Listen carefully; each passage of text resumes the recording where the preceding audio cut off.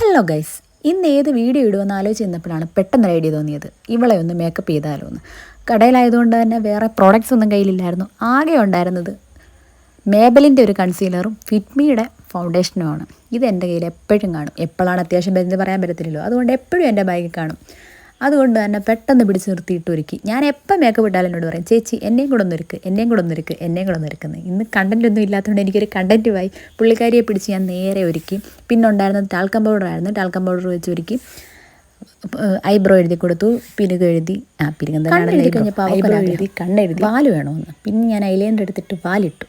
കാജലെഴുതി, eyeliner എഴുതി, വാലിട്ട് കഴിഞ്ഞിട്ട് നമ്മൾ ഐബ്രോ ഒക്കെ നേരത്തെ ഫില്ല് ചെയ്തായിരുന്നല്ലോ. പിന്നെ നമ്മൾ ലിപ്സ്റ്റിക്ക് ഇടിച്ചു. ലിപ്സ്റ്റിക്ക് കൊണ്ട് തന്നെ ബ്ലഷ് ഇട്ടിട്ട് മുടി പറ്റുന്ന പോലെ തന്നെ വാരി പിടിച്ച് കെട്ടി.